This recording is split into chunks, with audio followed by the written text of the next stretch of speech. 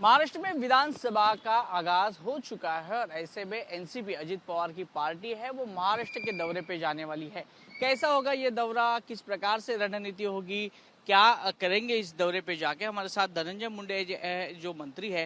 मुंडे साहब, स्वागत है आपका एबीपी न्यूज में। किस प्रकार की ये जनसंवाद यात्रा है? मैं ये मानता हूँ कि महाराष्ट्र के महायुति सरकार में जब 24-25 का अर्थसंकल्प महाराष्ट्र के 12 करोड़ जनता के लिए दिया, उसमें कई सारी योजनाएं ऐसी थी जो आज तक महाराष्ट्र के इतिहास में ऐसी योजनाएं लोगों को देने की किसी भी अर्थसंकल्प में इसके पहले के व्यवस्था की नहीं गई थी। इसलिए जो हमने योजनाएं, मुख्यमंत्री लाड़की बहन योजना हो, फिर चाहे हमारे बहनों का जो शिक्षा में मुफ्त शिक्षा देने की बात हो ग्रेजुएशन तक, उसके बाद हमारे भाइयों को जो पढ़ाई में स्टाइफंड फंड दिया जाता है वो 10,000 रुपये माह देने की निर्णय हो, फिर किसानों के लिए आने वाले समय में कोई भी बिजली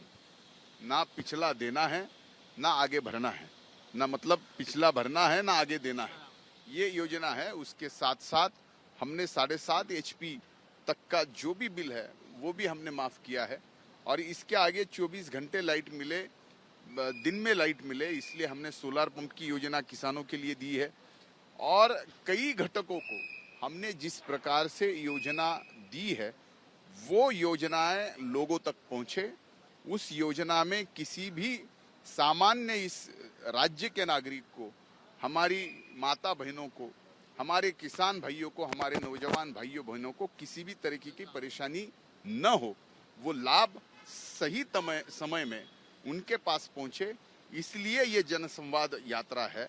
और जो बात दादा ने महाराष्ट्र के जनता के सामने बजट के रूप में एक आश्वासित की है, वही दादा ने जो बजट में बोला है वो वादा पूरा करने की बात इस जनसंवाद में होगी। दूसरी बात यह है कि जो उद्धव ठाकरे, जो आपके पुराने सहयोगी रहे हैं, पुराने साथी रहे हैं, वो आपको सत्ता से गिराने के लिए अभी खुद मातोश्री होकर दिल्ली जा रहे हैं 3 दिन के लिए। वहां पे जाके वो रणनीति तय करेंगे कि आपको कैसे सत्ता में उतारना है। नहीं, देखिए ऐसा है कि किसी को सत्ता में गिराना, आदमी, पुरानी कहावत है, वो चाहे उद्धव ठाकरे साहब भी समझ ले, उनके नेतृत्व में पहले 2.5 साल में काम करना चाहा मैंने, और इसमें हमें मालूम है कि किस तरीके से काम किया और महाराष्ट्र की जनता को भी मालूम है। किसी को गिराने के लिए खुद को 10 बार गिरना पड़ता है, तो अब यही एक बात है कि वो 10 बार गिर रहे हैं, अब दिल्ली में जाके गिर रहे, बस इतना है। तो दिल्ली में जाके उनकी स्ट्रैटेजी कुछ तय होगी, आपको लगता है? क्योंकि मुझे लगता है कि महाराष्ट्र में के चुनाव में जो भी स्ट्रैटेजी तय होना है वो यहाँ होना है। अब दिल्ली में जाके स्ट्रैटेजी किसके साथ तय करेंगे? अब इतने बड़े नेता अपने आप को वो मानते हैं, वो खुद समझते हैं, और उनको आज भी ऐसा फील गुड फैक्टर उनके अंदर है कि लोकसभा में ये चमत्कार हुआ तो विधानसभा में ये होगा।